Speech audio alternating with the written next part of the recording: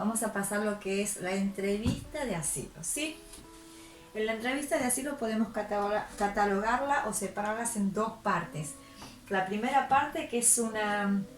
Cabe destacar que te pueden hacer la pregunta, bien, un policía o los funcionarios del organismo, ¿sí? De igual manera, estos papeles llegan al organismo que tiene que llegar. O bien te puede hacer la policía y después la policía te pasa al organismo, a las personas, los funcionarios que te van a hacer la pregunta en una sala, ¿sí? Bien, no me quiero olvidar que si estás en el aeropuerto y quieres pedir el asilo en el aeropuerto, no lo pidas al asilo en la casa, en la cabina donde vas a entregar los papeles, ¿sí? Salís de ahí una vez que ya presentaste los papeles, el ticket y el pasaporte en la aduana, pasás.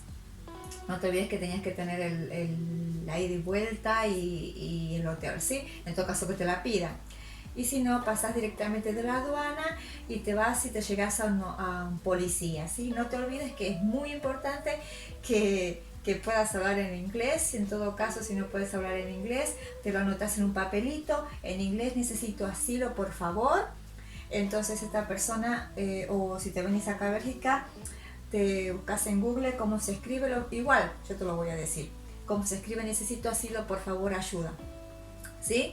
Entonces esta persona, te vas directamente a un policía, no le pedís a la persona de la aduana, te vas a un policía en el aeropuerto. Una vez que pasás, le preguntas a un policía, necesito asilo. Entonces esa persona te va a hacer la entrevista, te va a llevar a un lugar, o bien te va a mandar a un funcionario, o bien los dos. El policía te va a preguntar de qué situación, qué sé yo, me lo va a anotar en su papelito y después te va a llevar a personas encargadas de hacerte la entrevista. Bien, la entrevista la separé en dos partes, ¿sí? Vamos a empezar. La primera parte es la parte genérica, que es los funcionarios te van a hacer preguntas como, o bien el policía, como preguntas como el nombre, la nacionalidad, los nombres de tus padres, a dónde vivías antes, en qué país vivías, cuándo entraste a Bélgica, cómo entraste a Bélgica, la religión que profesás, por qué elegiste Bélgica y no otro país. Eso es muy importante porque tiene relación con lo que te dije de las conexiones. Si te viajas desde tu país a este país, que sea directamente a este país, porque das la confirmación de que de verdad elegiste Bélgica. Entonces ellos te van a apoyar mucho más que si te vas a España, después de España te pasaste a este lugar, pasaste por acá, bueno, decidiste quedarte. No, que sea fact, sí o sí, desde que elegiste Bélgica, ¿sí? ¿Cómo te enteraste de este servicio de protección internacional? ¿Cómo te enteraste? ¿Quién te contó? ¿De dónde lo sacaste esta información? Te van a preguntar también con quién te comunicaste, cuándo, desde dónde, de qué país, si te comunicaste con alguien allá en tu país o te comunicaste con alguien por acá para preguntar sobre el asilo. Eso te van a preguntar con quién, cuándo lo hiciste, de qué manera. ¿Tienes familiares acá o no? Si tienes hijos, ¿cuántos hijos tenés? Si algún hijo, algún pariente tiene hijos acá. Entonces eso es como, digamos, la genérica, la básica, ¿sí? Entonces ellos van a escucharte. Después pasamos a la parte genérica. Acá tenemos la parte específica. En la parte específica yo lo categoricé en dos partes. Tenés la 1 y la 2. La 1, que son las dos maneras que te pueden pedir que cuentes tu historia. La 1 es, entras a la sala y hay unos funcionarios. Entonces ellos te dicen, a ver, señora, señor, cuénteme su historia. Entonces vos empezás a contar. Resulta que yo vivía en este país, esto me pasó, comenzaron las persecuciones. Es muy importante que antes de venir y hacer la entrevista, anotes en un papel y hagas tu historia de acuerdo a cómo pasó, que sea tal cual, que no tenga adornos y que no exageres. Eso es muy importante porque en el momento de tener que contar sin papeles y sin historia, no se te vuele algún dato por algún lado y cuando tengas que volver a contar en otro lado o tal vez lo tengas que escribir, se te pase o pases de una historia a otra o pongas una cosa antes, una cosa después. Yo sé que es muy tonto lo que estoy diciendo, pero puede pasar en los nervios y todo lo demás, puedes dar un dato no correcto o algo por el estilo. Entonces, que desde mi punto de vista, lo mejor sería que antes de que llegues acá, en un papel escribas tu historia, pero resaltado, no escribiendo todo lo que pasó, sino los puntos más importantes y más dramáticos que te pasaron, o ya sea por las persecuciones, en un papel. Le pones al lado de cada situación la fecha de cuándo pasó y los detalles. Si fue un auto blanco, pones un auto blanco, pero estás seguro o segura de que fue un auto blanco. Si no estás seguro de algún dato, como puse acá, si no estás seguro de algún dato, de algún nombre, de algún lugar, de alguna historia que te pasó, no lo des al dato. No puedes decir, una vez estuve en una esquina y un auto, creo que un auto blanco, un auto rojo me siguió y tenía mucho miedo, pero no me acuerdo de qué color era. No lo digas. Si no estás de acuerdo con el color del auto, no lo digas. Decí la situación, pero no digas el dato. ¿Está claro? Porque esto da muchas dudas a las personas, a los funcionarios. Que sea fluida la historia.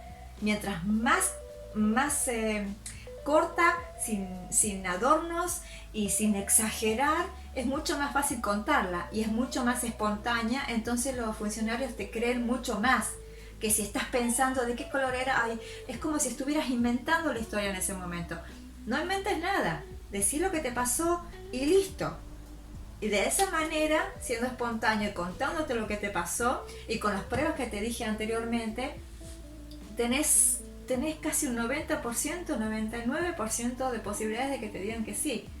Pero siempre y cuando no exageres y no le pongas adornos y no digas datos de que no estás seguro.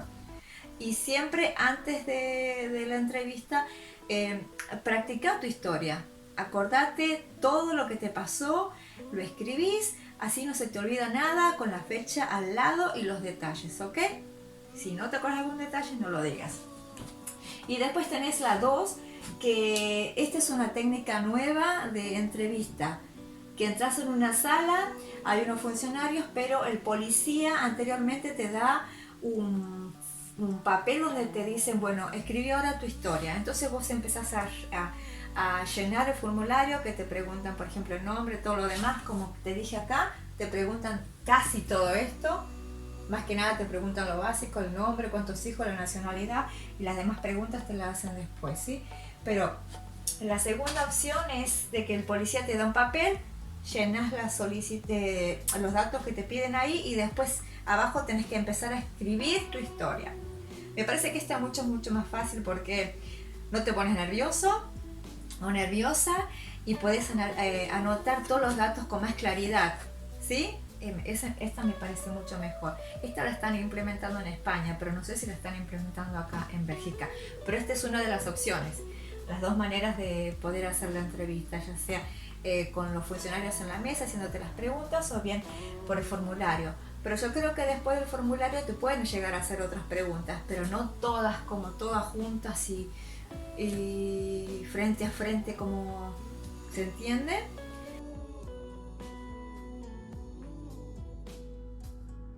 Ahora sí, nunca se olviden de si vas a la entrevista, antes de la entrevista, por ejemplo, tenés la notificación. Señor, mañana tiene que venir. Mañana 10 tiene que venir a la entrevista. ¿A qué hora? A las 3 de la tarde. ¿Qué tenés que hacer? Un día antes, preparar tu ropa, bañarte, quedarte correctamente bien presentable, no exagerado, no sexy si sos mujer, no con ropa rota tampoco, porque eso tampoco implica de que estás en peligro. Que sea normal, básico, pantalón, remera, una chaqueta y nada más.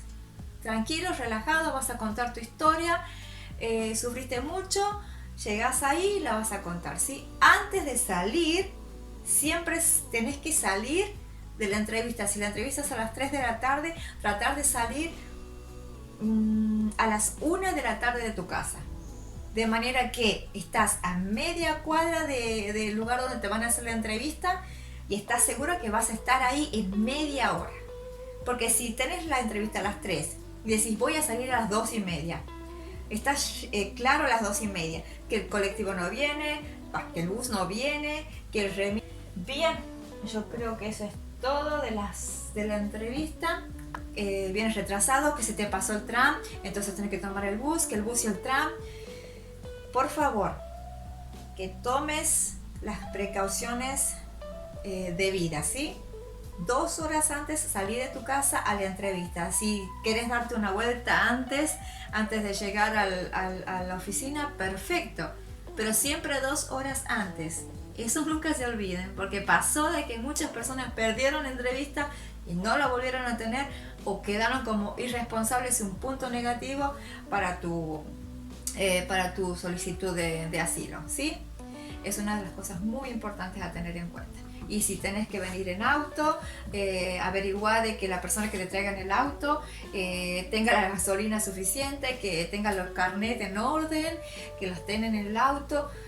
Cosas tontas, pero que en el momento de que tengas que salir no sean un obstáculo al momento de llegar a ese lugar.